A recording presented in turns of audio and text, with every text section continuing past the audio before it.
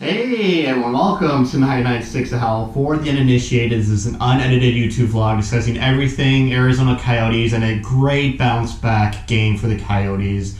We hope to see more of Friday night's effort, and I'll just jump right into it. We really need Victor Soderstrom in this lineup consistently and for the rest. That's how a rookie defenseman enters the lineup. You start out with your defensive game, and then the offensive game is going to come. You know, this reminds me so much of Jacob Chychrun in his rookie year when Dave Tippett was still the coach. You know, we didn't look to Chychrun for offense. We wanted Chychrun to work on his defensive game, get acclimated to NHL level competitiveness. And then from there, the goals kept coming, and now Chychrun, you know, he's a great offensive D-man, but he has the foundation of being a defensive defenseman as well. And Soderstrom just looked so calm and comfortable in the back end. Sure, his offensive game wasn't there, but we didn't need to rely on Soderstrom for offense. The forwards could take care of that. When you have an injury to a star player like your captain, Ekman Larsson, like I said in my previous video, you're not going to replace his offense and his high IQ offensive play, which has been a bit down in the dumps for the past couple of seasons, but he still knows how to make great passes and get shots through to the goalie for tip-ins. And when you put in a guy like Howl Capobianco, who's just focused so much on the offensive side of his defense game, his defensive side leaves a lot to be desired. And for this team who's very detailed-oriented, focus on their own end, and then use that momentum from defending to push into the opposing team's offensive zone, you need a guy who's defensive first, and Soderstrom fit the bill. You didn't hear his name much, which I always say is a good thing for a young rookie defenseman, just like Jordan Oesterle. It's been like almost half a season now where we barely hear Oesterle's name unless he scores, which got the empty netter.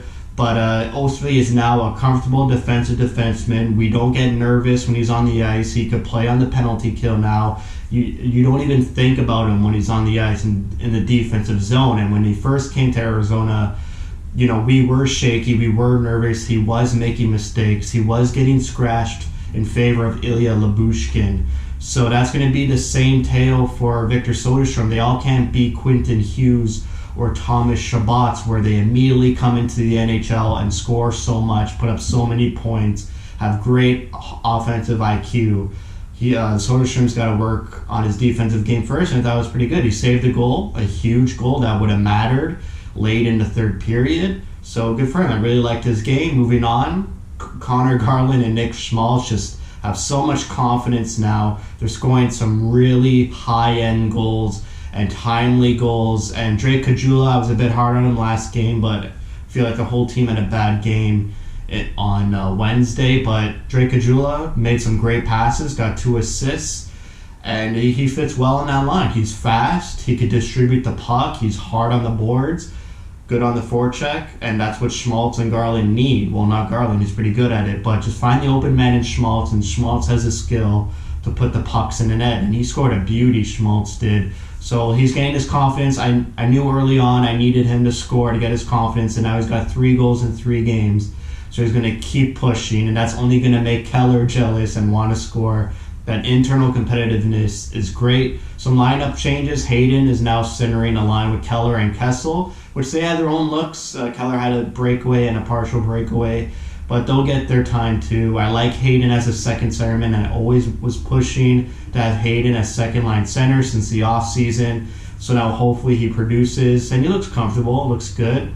Dvorak is having a season. I believe he has 4 points in 5 games now, gets his first goal of the year on the power play, which looked much better than Wednesday night's power play, in which Wednesday night they got no shots on 4 opportunities, and then last night, Friday night, they had a lot of opportunities, a lot of looks.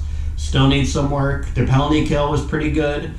Vegas is a high offense team, and to shut them down for almost 3 games now, it's pretty good. They have a good penalty kill percentage. Just work on that a bit more. Darcy Kemper had a great rebound game, very solid. When he's on his game, he swallows pucks. Very little rebounds. Made some couple spectacular left pad saves. And he was in the zone. We need to continue to have him in the zone because Antti Ranta is still battling a minor injury. He won't be available until Tuesday against Anaheim, I believe. They play Anaheim. So Kemper's got to continue that game. And they got one more game against Vegas to round out their 4-game series. It's getting pretty physical, not violent at all, which is good. You don't want unnecessarily violent hits, but they're forechecking hard. Both teams are. And the fourth line for the Coyotes is really good. Fisher, Krause, and Larson. I still feel like they got to work on their discipline a bit. Jason Demers got 3 penalties. He was noticeable in a bad way. He got a 4-minute double minor for high sticking. Kind of keep your stick down. Unfortunately, Vegas capitalized on that 4-minute power play. But they're going to do that. When you have Mark Stone on the ice, one of the best players in the league, they're probably going to score on a 4-minute power play. But they got one more against Vegas tomorrow, Sunday. Continue it. It seems like the Coyotes play much better at home. Maybe it's due to the fans or just whatever it is. They didn't look like the Coyotes on Wednesday night at all. Monday night, there was glimpses about a 40-minute effort, but tonight it was just last night it was a full 60-minute effort. Everyone was clicking. Everyone was dialed in. No passengers. Brassard had a great game, that slap shot goal. And they just kept pushing and pushing forward and plodding the game along. That third period goal by Garland really gave him the confidence to shut the game down because Vegas was coming hard in that third period. But once again, Vegas sleptwalked through the first period, most of the second, and then started to turn it on in the third. I mean, that's such a trend and theme for the Vegas Golden Knights, and I'm surprised.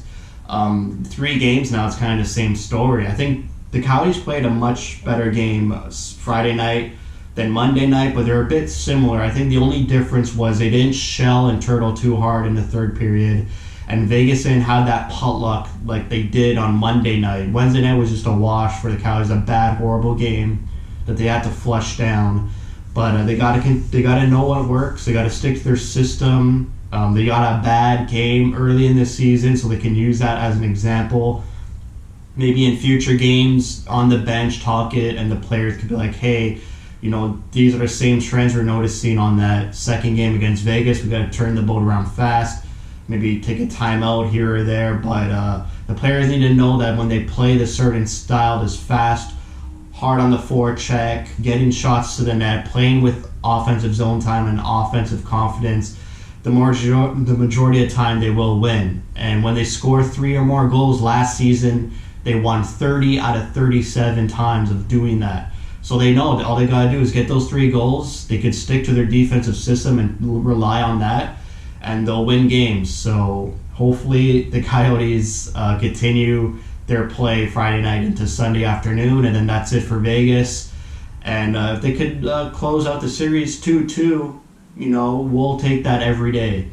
We don't expect to sweep Vegas, one of the best teams in the league, 4-0 or 3-1. So they got to put in a good effort Sunday and hopefully build on that for the next opponent. So that's it for me. Thanks for watching, and thank you for your support.